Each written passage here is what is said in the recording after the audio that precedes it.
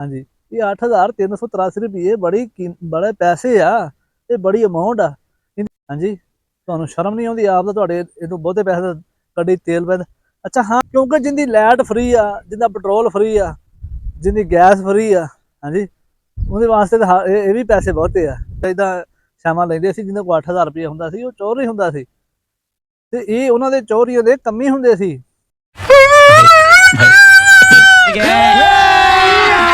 अभी मजा आएगा ना भिड़ो। अस्सलाम वालेकुम।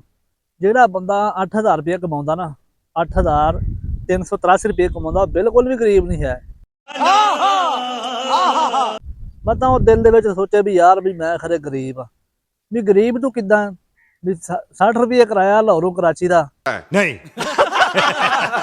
ਜਹਾਜ਼ ਤੇ ਉਹ ਵੀ ਹਾਂਜੀ ਗੈਰ ਮੁਲਕੀ ਜਿਹੜੇ ਕੰਪਨੀਆਂ ਨੇ ਉਹਨਾਂ ਦੇ ਜਿਹੜੇ ਜਹਾਜ਼ ਨੇ ਉਹਦੇ ਤੇ ਗੈਰ ਮੁਲਕੀ ਪ੍ਰਵਾਸ ਦਾ 60 ਰੁਪਏ ਕਿਰਾਇਆ, 4 ਰੁਪਏ ਕਿਲੋ ਘਿਓ ਆ, ਹਾਂਜੀ 3.5 ਰੁਪਏ ਚੀਨੀ ਆ, 2 ਰੁਪਏ ਕਿਲੋ ਦੁੱਧ ਆ।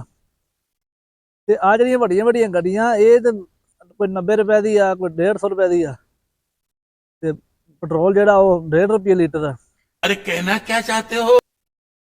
ਆ ਜਿਹੜੇ ਮੈਂ ਹੁਣ 8,000 ਮੈਂ ਕਮਾਉਣਾ, ਮੈਂ ਇੱਥੇ ਮਾਰਕੀਟ ਲਈ ਦੁਕਾਨਾਂ ਮੇਰੀਆਂ ਬਣਦੀਆਂ ਪਈਆਂ ਤੇ ਉਧਰੋਂ ਮੈਂ ਜ਼ਮੀਨ ਲਈ ਹੈ ਇੱਥੇ। ਉਹਦੇ ਤੋਂ ਇਲਾਵਾ ਮੈਂ ਇੱਕ ਲਿਆ ਮੋਟਰਸਾਈਕਲ ਲਿਆ ਇੱਕ, ਤੇ ਮੈਂ ਤੁਹਾਨੂੰ ਵਿਖਾਉਣਾ ਇੱਥੇ ਇੱਕ ਹੋਰ ਵੀ ਮੇਰੇ ਗੱਡੀਆਂ ਖੜੀਆਂ ਨੇ। ਇਹ ਕੰਮ ਹੋ ਰਿਹਾ ਇੱਥੇ, ਉਹ ਘਰ ਬਣਦਾ ਪਿਆ, ਉਹ ਗੱਡੀਆਂ ਹੋਰ ਵੀ ਖੜੀਆਂ ਨੇ। ਤੁਸੀਂ ਦੇਖੋ ਵੀ ਕਿੱਦਾਂ ਬਈ 8,000 ਰੁਪਏ ਨਾਲ ਐਵੇਂ ਉਹ ਤੁਸੀਂ ਲੋਕੀ ਤਨਕੀਦ ਕਰਦੇ ਵੀ 8,383 ਰੁਪਏ ਜਿਹੜਾ ਕਮਾ ਲੈਂਦਾ ਗਰੀਬ ਨਹੀਂ। ਜਿਹਨੂੰ ਹੈ ਹੀ ਹਰ ਸ਼ੈ ਸਸਤੀ, ਤੇ ਇਹ ਉਹ ਆ ਬੰਦਾ ਜਿਹੜਾ ਇਹ ਗੱਲ ਕਰਦਾ, ਉਹ ਆਪਦੇ ਦਾਦੇ ਦੀ ਗੱਲ ਸੁਣਾਉਣ ਡਿਆ। ਉਹਦੇ ਦਾਦੇ ਨੇ ਉਹਨੂੰ ਦੱਸਿਆ ਸੀ ਵੀ ਪੁੱਤਰ ਅਸੀਂ ਇਦਾਂ ਇਦਾਂ ਸ਼ਾਮਾਂ ਲੈਂਦੇ ਸੀ, ਜਿਹਦੇ ਕੋਲ 8,000 ਰੁਪਏ ਹੁੰਦਾ ਸੀ, ਉਹ ਚੋਰ ਹੀ ਹੁੰਦਾ ਸੀ। ਤੇ ਇਹ ਉਹਨਾਂ ਦੇ ਚੋਰੀਆਂ ਦੇ ਕਮੀ ਹੁੰਦੇ ਸੀ, ਜਿਹੜੇ ਕਹਿ ਰਹੇ ਨਾ ਇਹ ਗੱਲ ਵੀ 8,000 ਜਿਹਦੇ ਕੋਲ 8,383 ਰੁਪਏ ਜਿਹੜਾ ਕਮਾ ਲੈਂਦਾ ਉਹ ਗਰੀਬ ਨਹੀਂ। ਇਹਦਾ ਦਾਦਾ ਉਹਨਾਂ ਦਾ ਕਮੀ ਹੁੰਦਾ ਸੀ, ਚੌਧਰੀਆਂ ਦਾ, ਜਿਹਨਾਂ ਕੋਲ 8,383 ਰੁਪਏ ਹੁੰਦੇ ਸੀ। ਹਾਂਜੀ, ਇਹ 8,383 ਰੁਪਏ ਬੜੇ ਪੈਸੇ ਆ, ਇਹ ਬੜੀ ਅਮਾਊਂਟ ਆ। ਇਹਦੇ ਵਾਸਤੇ ਕੋਈ 2-3 ਬੰਦੇ ਰੱਖਣੇ ਪੈਂਦੇ ਗਿਣਨ ਵਾਸਤੇ, ਇਹ ਆਮ ਸ਼ੈ ਨਹੀਂ ਹੈਗੀ। ਲੋਕਾਂ ਨੂੰ ਤਾਂ ਪਤਾ ਨਹੀਂ ਹੈ ਵੀ 8,383 ਰੁਪਏ ਕਿੰਨੇ ਹੁੰਦੇ। 8,383 ਰੁਪਏ ਨਾਲ ਉਹ ਪਾਕਿਸਤਾਨ ਚਲੇ ਜਾਓ ਨਾ, ਉੱਥੇ ਇੰਨੇ ਦਾ ਗੱਡੀ ਤੇਲ ਪੈ ਜਾਂਦਾ। ਹਾਂਜੀ, ਤੇ ਉਹ ਆਟੇ ਦੀ ਬੋਰੀ ਵੀ ਨਹੀਂ ਇੰਨੇ ਦੀ ਆਉਂਦੀ, ਬੋਰੀ 100 ਕਿਲੋ ਵਾਲੀ ਬੋਰੀ ਉਹ ਵੀ ਇੰਨੇ ਦੀ ਨਹੀਂ ਆਉਂਦੀ ਆਟੇ ਦੀ। ਹਾਂਜੀ, ਤੇ ਉਹ ਚੀਨੀ ਦਾ ਥੈਲਾ ਇੰਨੇ ਦਾ ਮਸਾਂ ਆਉਂਦਾ।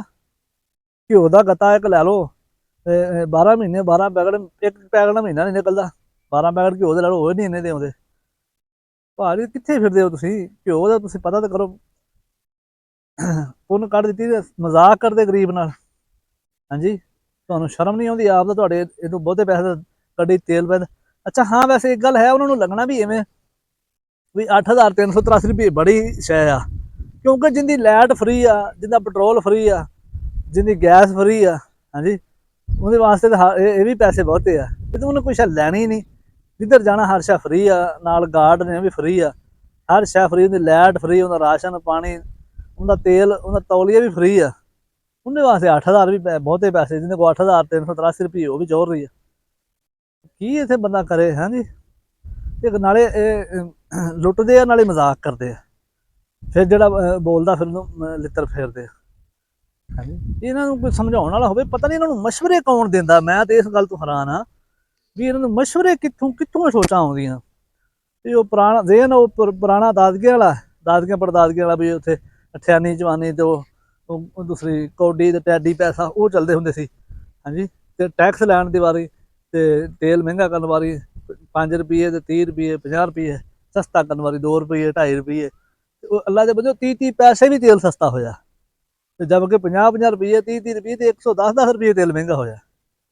ਇੱਦਾਂ ਦੀ ਕੋਈ ਯਕਦਮ ਤਾਂ ਤੇ ਯਕਦਮ ਠਾਂ, ਇੰਨੀ ਆਲਮੀ ਮੰਡੀ ਨਹੀਂ ਡਿੱਗਦੀ ਚੜ੍ਹਦੀ ਜਿੰਨਾ ਸਾਡਾ ਤੇਲ ਡਿੱਗਦਾ ਚੜ੍ਹਦਾ।